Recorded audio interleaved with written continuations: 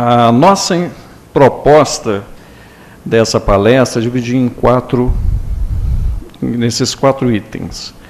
Numa primeira parte, fazer a exposição de qual seria o conceito de religião, fazer um pequeno questionamento sobre isso, né, como esse conceito é construído e como existem esses vários conceitos. Na segunda parte, fazer uma explanação sobre como é formada a identidade cultural nesse tempo que a gente vive na atualidade, chamado de pós-modernidade, embora seja um conceito ainda polêmico, não é né, a pós-modernidade ainda não é muito bem aceita por todos os campos acadêmicos, como sendo uma realidade.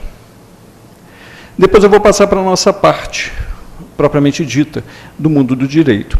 Eu vou expor 4 teorias, né, filosóficas, jusfilosóficas, que explicam o direito.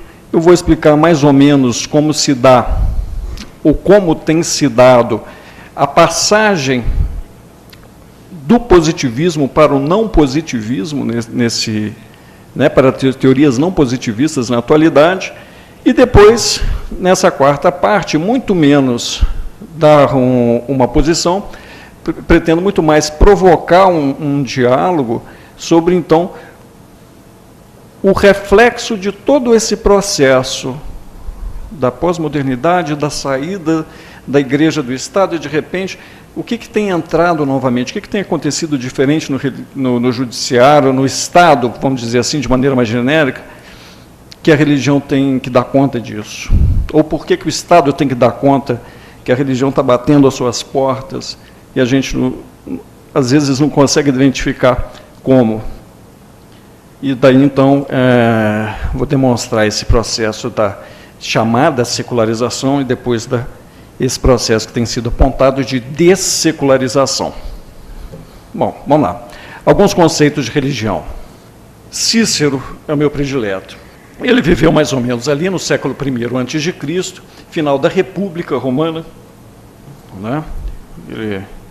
Início do Império por Júlio César. Ele está ali naquela fase. Ele, a escrever sobre a República, ele se depara com a palavra religião, e ele define o que é religião.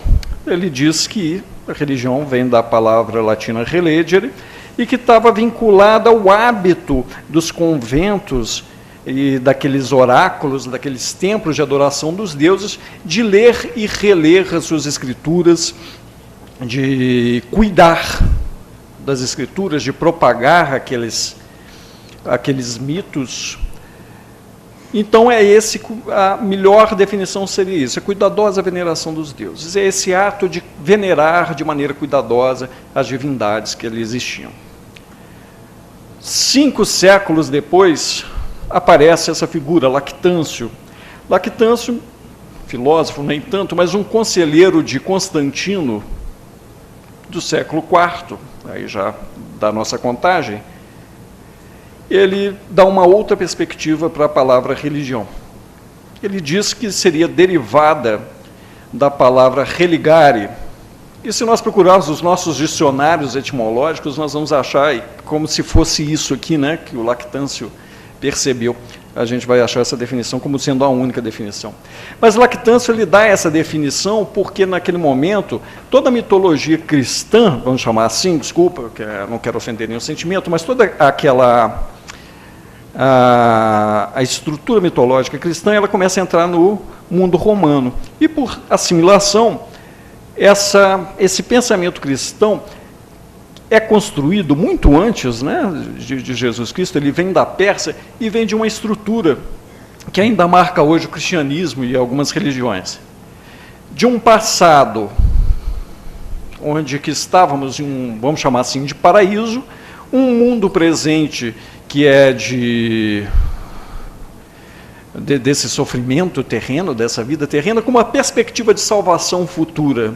Então, algumas religiões são estruturadas assim, anteriores mesmo ao cristianismo, né, que havia um passado ligado à divindade, uma queda e uma perspectiva de religação no futuro, aí é chamada de salvação, etc. É bem típico. Então, isso fez muito sentido nesse período. As religiões, os mitos romanos estavam em decadência, vem essa noção de salvação, e essa palavra faz muito sentido até hoje, dentro dessa percepção cristã.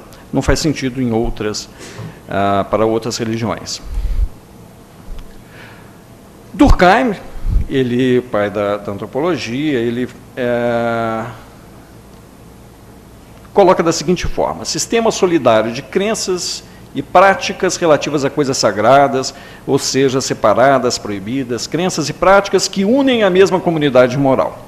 Durkheim aponta uma função da religião que ela seria... Na verdade, Durkheim ele está buscando estabelecer o que no seu estudo da sociedade? Por que as pessoas ficam juntas? Por que nós não somos animais que vivem isoladamente, como uma onça que só se encontra raramente para fins de reprodução ou alguma coisa assim? Por que somos seres sociais? Essa é a pesquisa dele. Ele encontra na religião o cimento social. É nessa identificação comum de um antepassado, de uma divindade fundadora da sociedade, que aparece a função da religião. Todos nós somos descendentes de um mito anterior, original, de alguma coisa. O que separa este grupo social daquele outro grupo social. Né? O que me identifica como sendo deste grupo é adorar a essas divindades e não aquelas divindades. Muito bem. Religião, então, com essa função de cimento social. Já para Weber, ele tem uma percepção de cultura. Sistema de valores que pode justificar e exprimir determinadas práticas sociais, econômicas e estruturais na sociedade. A ética cristã, né? A principal obra de Weber, que justamente questiona isso, por que no protestantismo a atividade econômica funciona melhor do que no mundo católico? Porque no mundo protestante isso é melhor. E ele percebe, diz que a função ela tem uma função de ser uma projeção de uma sociedade ideal. Então, a religião ela espelha essa sociedade ideal, onde que eu retiro os valores e aplico na minha vida. A sociedade aplica na sua vida comum. Então, o que eu posso, o que eu não posso, o que devo ou não devo fazer, essa sociedade ideal, então ela vira uma espécie de... como é que vamos chamar? Uma espécie de estoque de valores, de sentidos, de possibilidades daquilo que é moral, daquilo que não é moral. Então passa a ser essa referência externa, interna e ao mesmo tempo externa da própria sociedade, em que ela absorve e se coloca em prática. Essa figura é espetacular, um jornalista americano, muito crítico, cínico, e ele tem uma definição muito engraçada. O cosmos é uma roda gigantesca que faz 10.000 revoluções por minuto. O ser humano é uma mosca doente que entra nela para dar um vertiginoso passeio, e a religião é uma teoria de que a roda foi projetada e possa girar para proporcionar o passeio ao ser humano. Eu achei engraçado. Marx, ele já tem uma percepção diferente. Existem duas opiniões sobre Marx, que é um ateu, que teria sido um judeu, ao mesmo tempo ateu, né?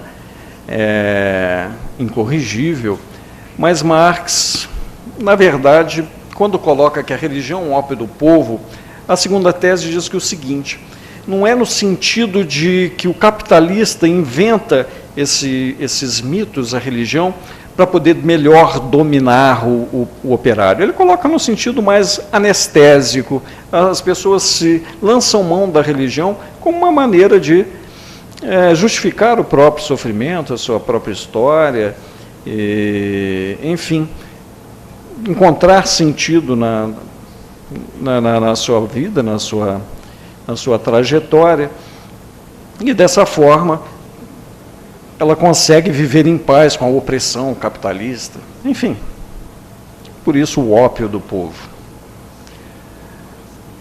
Freud já tem uma posição, esse sim, um ateu incorrigível.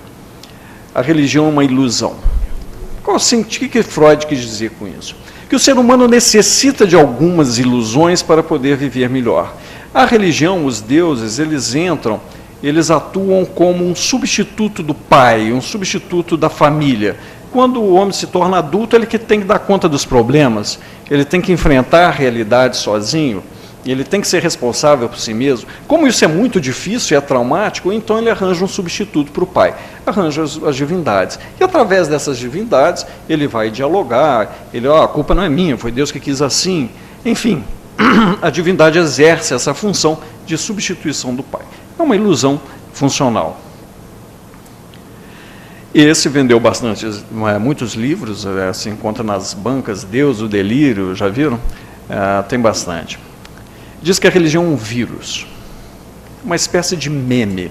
O meme seria um tipo de gene. O gene está ligado ao biológico, o meme ao ideológico. As ideias são capazes de se reproduzir como vírus.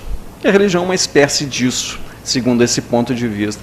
A religião é uma dessas ideias que eu consigo transmitir para outra pessoa, e não tem, mesmo que não tenha lógica nenhuma, mesmo que não tenha função nenhuma, as ideias são capazes de serem transmitidas e reproduzidas e replicadas à maneira de vírus. Então, essa é a ideia que essa pessoa coloca nesse sentido. Um grisalho bonito, né? A religião é uma coisa para o antropólogo, outra para o sociólogo, outra para o psicólogo, e outra ainda para outro psicólogo. E outra para o marxista, outra para o místico, outra para o zen budista, e outra ainda para o judeu ou cristão. Existe, por seguinte, uma grande variedade de teorias religiosas sobre a natureza da religião. Não há, portanto, nenhuma definição universalmente aceita de religião e possivelmente nunca haverá. John Hick é um importante teólogo da tradição presbiteriana. Se não me engano, ele ainda é professor em Cambridge, na Inglaterra, e é um dos mais atuais autores da teologia do pluralismo. Ele dá um conceito em que vai ser fácil, melhor de nós entendermos esse conceito de que religião não tem um conceito bem definido, quando a gente, então, abordar o tema pós-modernidade.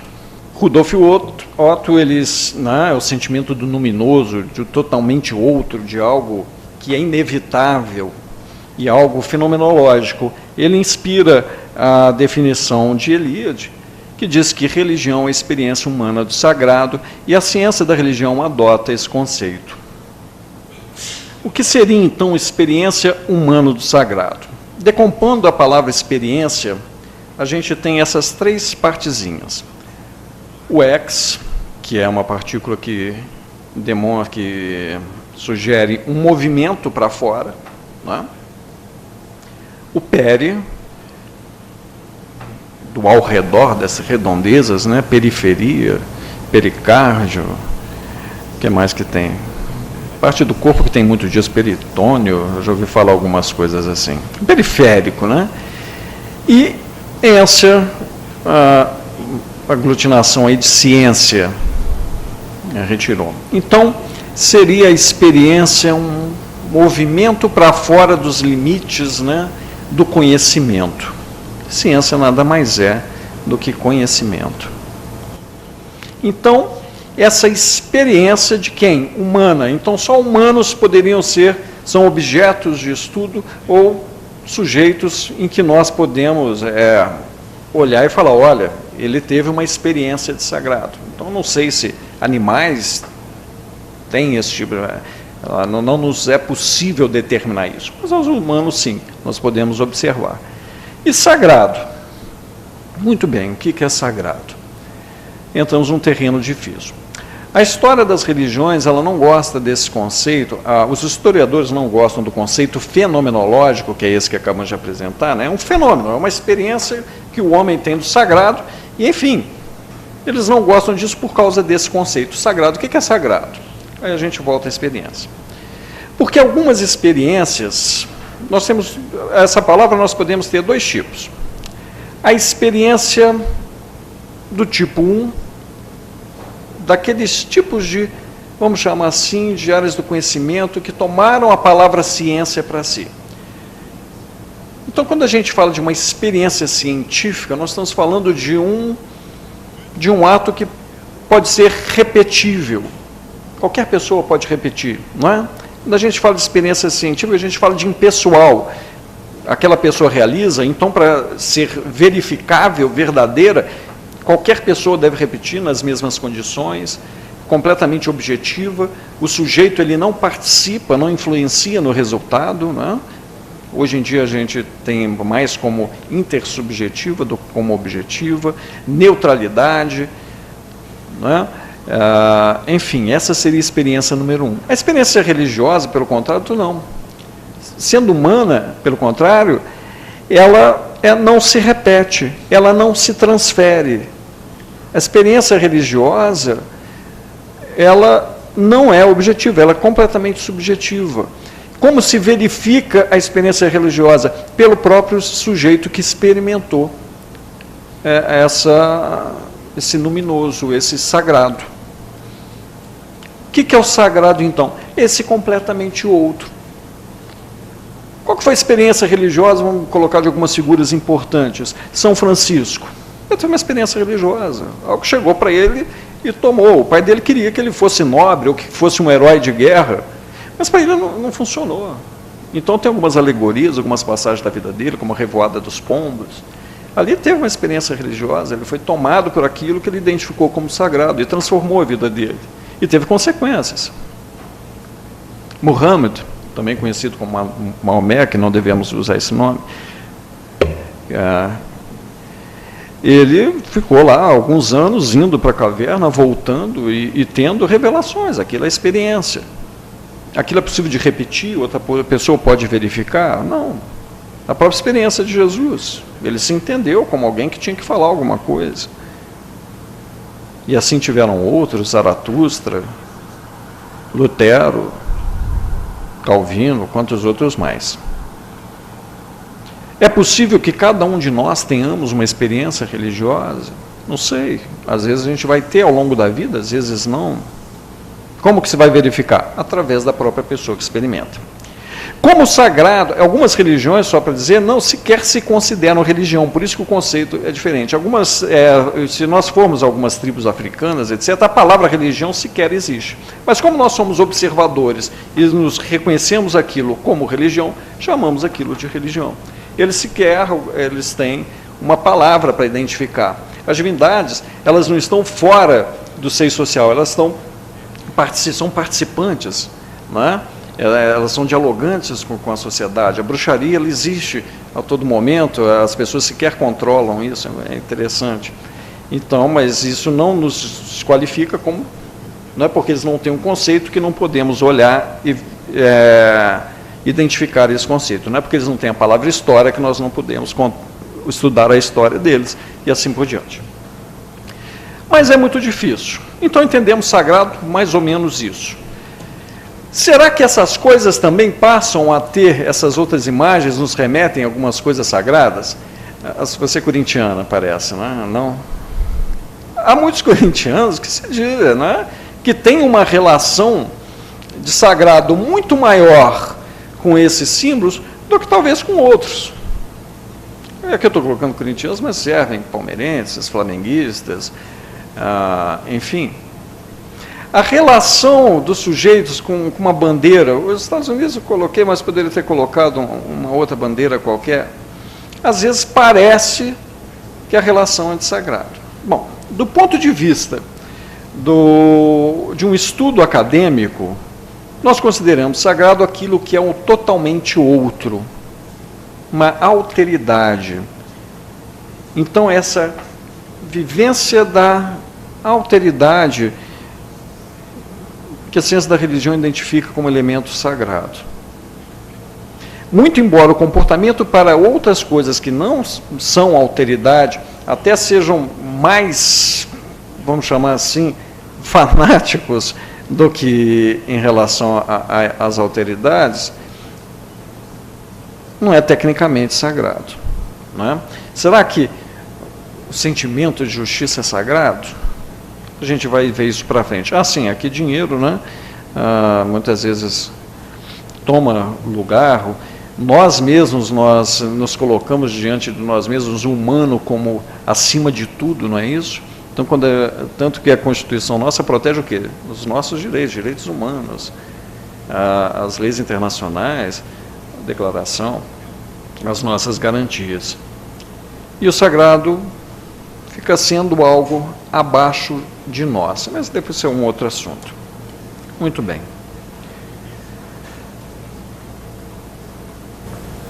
Então, só antes de terminar o conceito de religião, o que todas essas outras definições elas tinham em comum? Tirando a de Eliade, que seria um conceito fenomenológico. Que religião é algo que tem função. Que religião é algo que está preso a uma função. Tem uma função social, tem uma função psicológica, tem uma função, de alguma maneira, que sirva para alguma coisa. Então, estaria subordinada.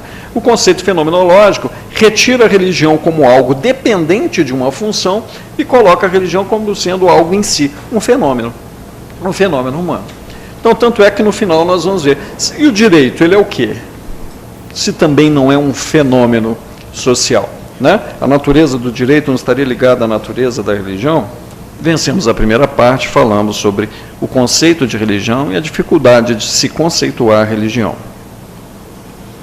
Então, se a gente se depara com uma igreja, fala, ali dentro tem religião, ali dentro faz religião, ali dentro eles vendem religião, o que esses templos, essas igrejas? Então, só para então terminar essas palavrinhas, então nós temos as instituições religiosas. Elas são religião? Não, mas são instituições religiosas que estão de alguma forma relacionadas com o assunto, com o tema religião. A Igreja Católica, ela é uma consequência, uma comunidade, consequência da experiência religiosa de uma pessoa chamada Jesus. Não é? Muito bem. Religiosidade. Já falamos que religiosidade é, então, a vivência da pessoa em relação a um sistema religioso, que comumente chamamos esse sistema religioso de religião. Então, precisamos, às vezes, usar algumas palavrinhas certas para não causar confusão. Qual que é a religião dele? Quer dizer, estamos dizendo qual que é a crença dele, ou como é que ele vive essa crença, ou seja, qual que é o exercício da crença, a religiosidade. Isso são questões de definições. Muito bem. Vivemos num momento chamado pós-modernidade. Aqui só tem esse slide para falar de pós-modernidade. Ele é um pouco complexo. Aqui tem uma história de mais ou menos 200 mil anos e a gente tem que reduzir em pouco mais de 5 minutos, um pouco menos.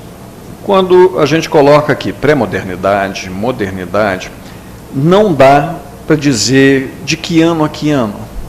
Quando isso começa, quando isso termina. Hoje nós vamos ter sociedades típicas de um comportamento desses itens que nós vamos descrever pré-moderno, e temos sociedades que, né, estão entre essa modernidade e já atingindo essa pós-modernidade que alguns autores dizem que já aconteceu. Muito bem, então o que tinha como que essa sociedade pré-moderna, vamos chamar assim, primitiva, primeira, antepassada? Quantas identidades pessoais? As pessoas, os sujeitos, eles não eram outra coisa senão aquilo que a sociedade determinava que ela fosse. Não vamos muito longe no tempo, vamos Brasil 200 anos atrás. Você é negro, logo você é escravo. Isso não dependia da escolha do sujeito. Aquilo era uma imposição social que determinava a identidade do sujeito. É filha do rei, logo é princesa. Você não escolhe ser isso. O seu pai é artesão, sapateiro, você será sapateiro, porque a instituição familiar determinava isso.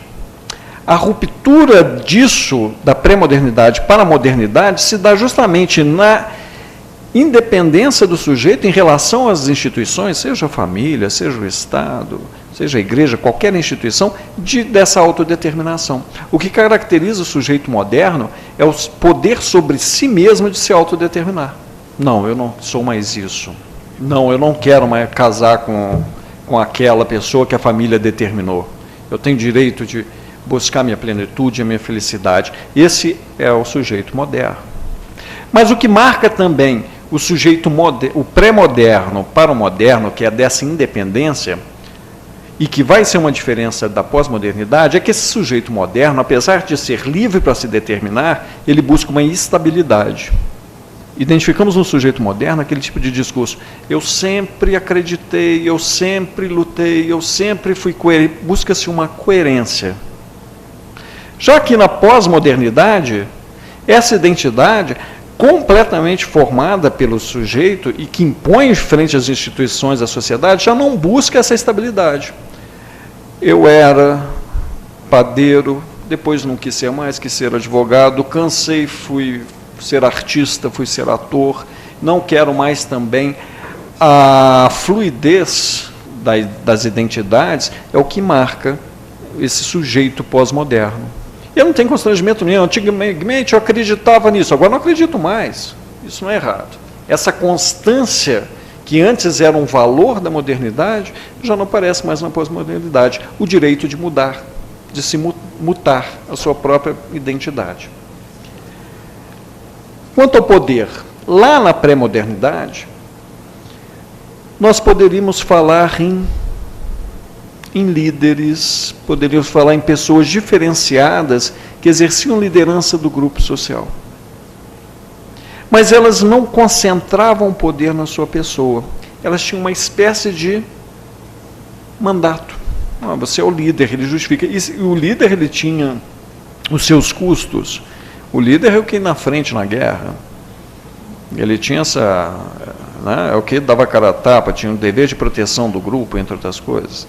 Às vezes ele tinha alguma função até religiosa também. Ele tinha um período de alguns reinos que se chamava dos reinos imolados, né, os reis imolados. Aqui é meu... sim, eu vou chegar lá. E os reis, eles tinham que, em determinado momento, ser sacrificados para manter aquela ordem. Quando passa por uma fase, né, vamos chamar de modernidade, acontece um fenômeno. O poder começa a se concentrar na pessoa desse líder, que aí nós vamos começar a chamar de reis, faraós, alguma coisa assim, e vai se concentrar nessa figura não só o poder, mas a relação com a divindade. Na fase pré-moderna, as divindades estão espalhadas no meio social. Eu vou cavar a terra, eu peço licença para essa divindade terra que eu vou fecundar. Vai acontecer alguma coisa, as divindades estão participando da vida social. E isso vai sendo reduzido, vai sendo concentrado, passa para a figura do líder, que controla as operações e o diálogo com essas divindades. Então, retira do espaço social essa relação. Então, nós vemos as divindades concentradas nos oráculos ao lado dos reinos. Se a gente não for muito longe, a Brasil, 200 anos atrás, a divindade está onde? Dentro da igreja. Ali é solo sagrado, fora não é. E quem controla isso? Algumas pessoas. E isso está vinculado ao poder. E no processo da pós-modernidade, não. Acontece uma saída. A relação, então as instituições, elas se tornavam intermediárias nesse momento da relação com a divindade. Nesse momento seguinte, as instituições não continuam com um papel intermediário, mas não necessário das divindades. Acontece o fenômeno da interioridade. E é na interioridade que cada sujeito vai se relacionar com essas divindades, com aquilo que nós chamamos de sagrado. Deixa de ser necessária a minha filiação a uma confissão religiosa, a pertença. Não é necessário. Eu me relaciono no quarto, no escuro, na rua, a Xuxa, o cara lá de cima, no palco. Cada um tem uma relação próxima com a divindade no espaço público. E o poder começa agora a ser dividido. A gente começa a falar em democracia e não aceita outra coisa, senão isso nesse mundo ocidental. Muito bem, então esse é mais ou menos o movimento de formação de densidade, concentração, desconcentração de poder e com a relação com essas divindades, a alteridade.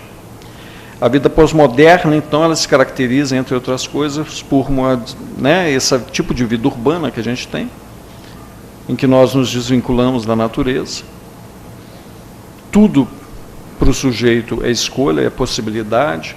Mobilidade não só física, mas mobilidade em que hoje eu posso exercer uma profissão, posso pensar de um jeito, amanhã pensar de outro.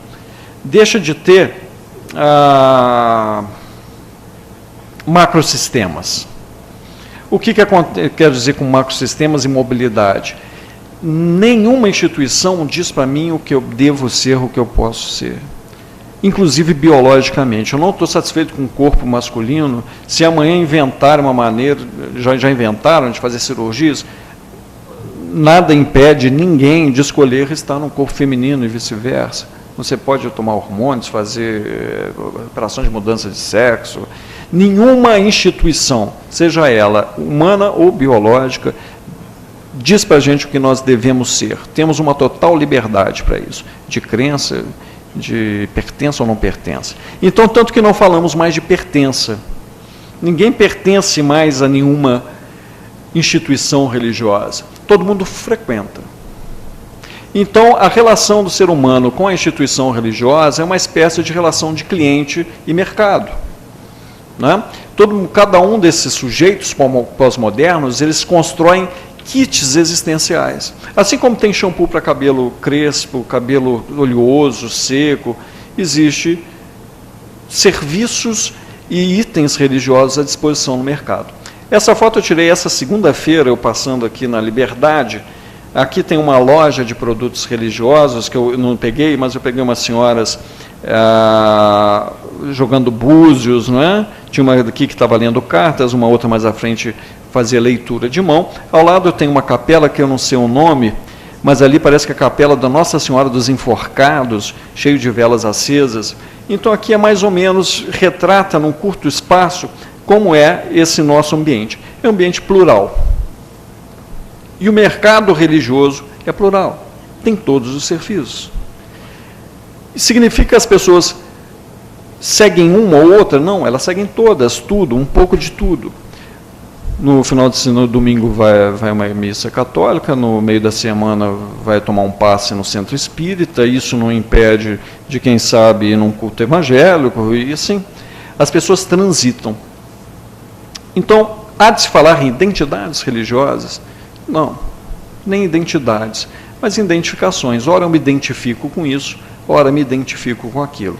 É esse o sujeito pós-moderno e a relação desse sujeito com este elemento que chamamos de religioso. Assim elas vivenciam a religião, nessa lógica de consumo. E o que é muito importante, no mundo pluralista, todas as escolhas estão numa mesma base de valor. Então, é tão bom uma experiência, uma vivência no candomblé, quanto numa igreja evangélica, quanto numa igreja católica. Ou passar por uma cerimônia do Santo Daime. Todas são do mesmo valor e todas merecem o mesmo respeito e todas, não há uma melhor que outra. Numa base de igualdade, Bispo Macedo está em pé de igualdade com o Papa Francisco. Os dois têm o mesmo valor, ninguém vale mais, um não vale mais do que o outro. Né? Muito bem. O mundo do direito. Agora eu vou pedir só uma prorrogação de 5 minutos, para a gente entender isso aqui rapidamente, o que está acontecendo. Aqui eu estou entre colegas, então vocês já ouviram falar no Kelsen. Né? Ele inventou essa teoria pura do direito, que o direito é fruto da razão. Ele parte de uma norma hipotética fundamental, construída a partir das leis superiores até chegar à sentença, que eles têm que estar dentro de uma lógica do direito. E do ponto de vista do valor, do ponto de vista do critério axiológico, o direito, lá em Kelsen, ele não está vinculado à justiça. Ele está ligado a uma racionalidade. Isso funcionou muito bem, até que chegou a Segunda Guerra Mundial, o Tribunal de Nuremberg, e pegaram lá os carrascos nazistas, né, e foram julgar. Aquilo estava errado, aquilo merecia um julgamento. E ao julgar, a defesa de todos eles foi exercício regular de direito. Como assim exercício regular de direito, matar 6 milhões de judeus? Critério da legalidade. Nenhum deles descumpriu a lei daquele Estado. todos eles cumpriram ordens. E ao verificar o sistema normativo, é verdade. Então isso chamou a atenção que alguma coisa não ia bem na teoria positivista, isso gerava um perigo. Apesar dos argumentos que o sistema que melhor protege a segurança jurídica é ao mesmo tempo aquele que permite absurdos se você não leva em conta o critério justiça e apenas o critério legalidade como uma lógica formal de legalidade da norma. Então, se essa norma ela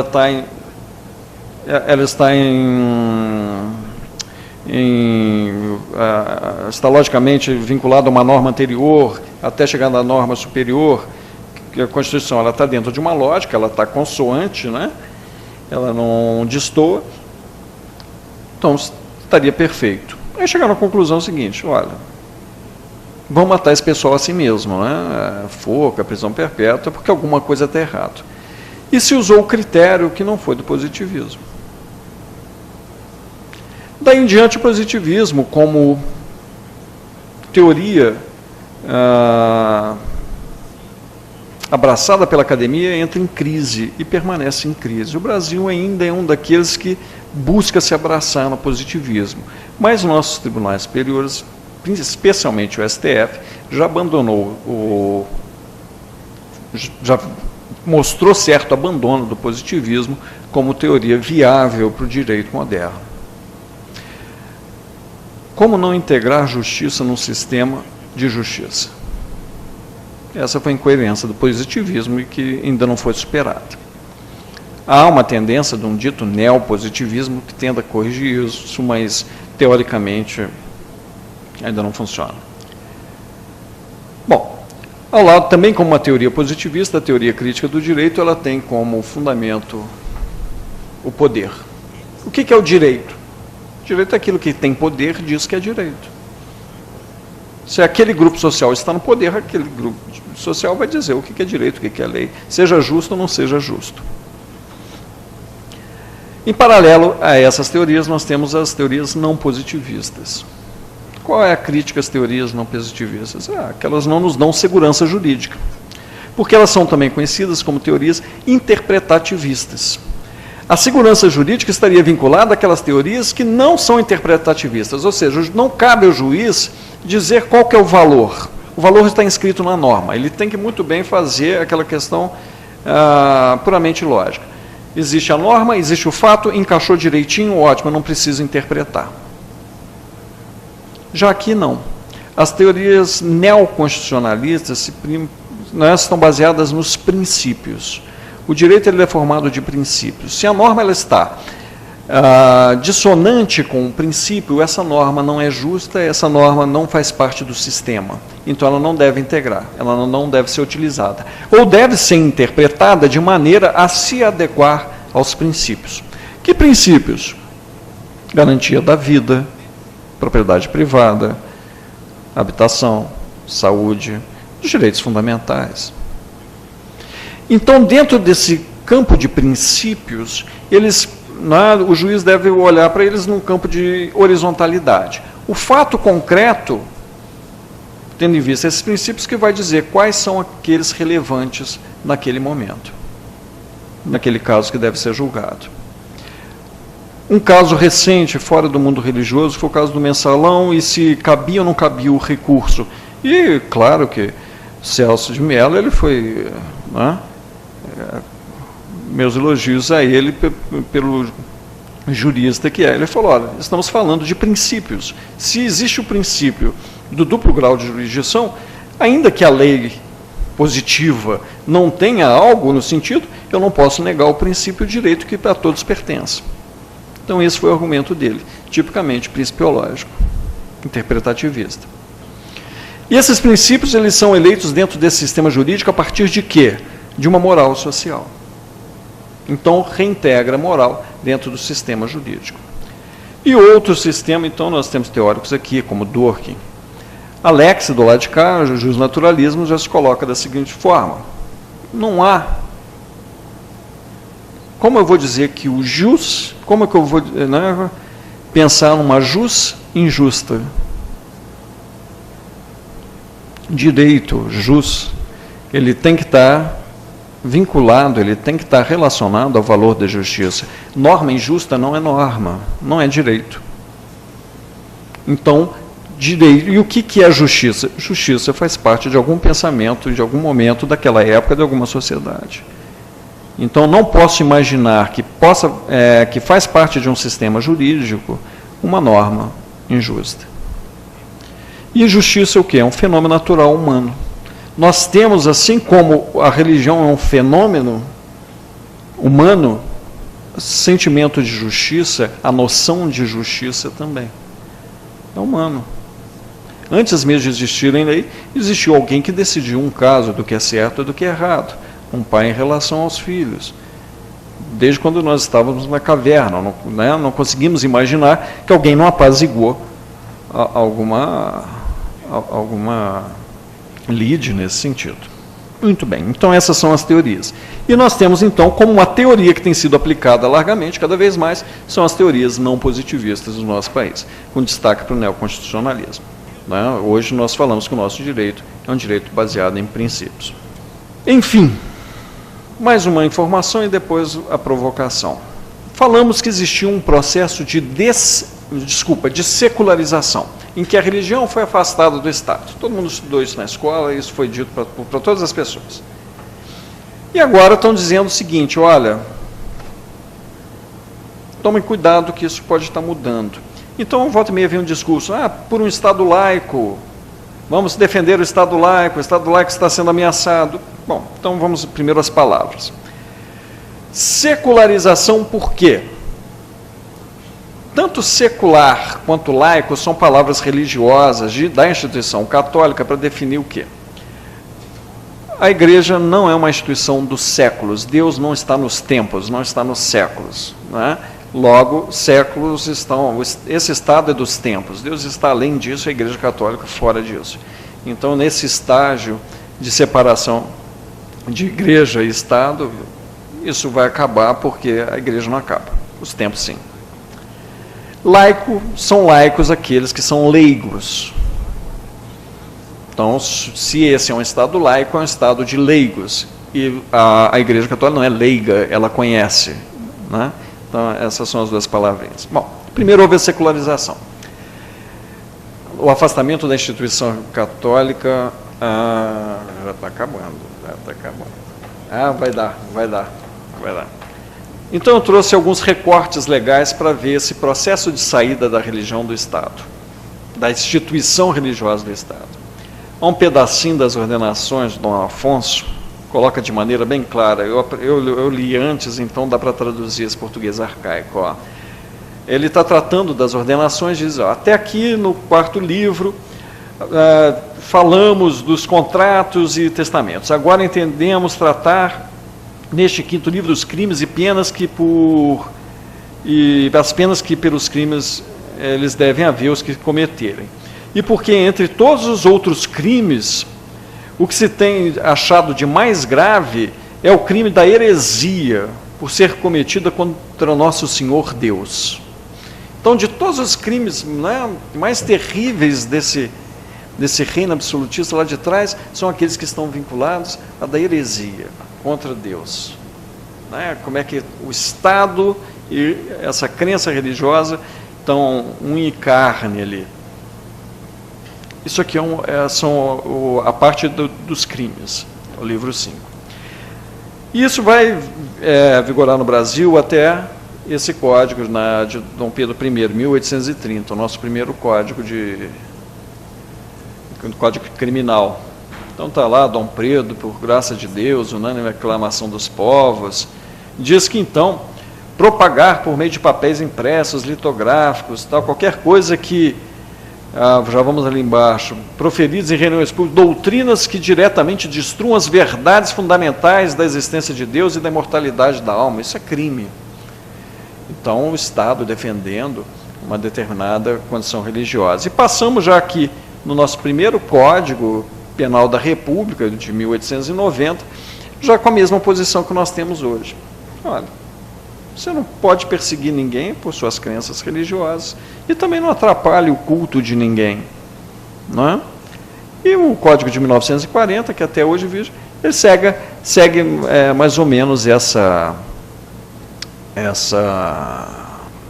ideia de pluralidade religiosa. E deu no que deu, que a gente viu aqui na pós-modernidade.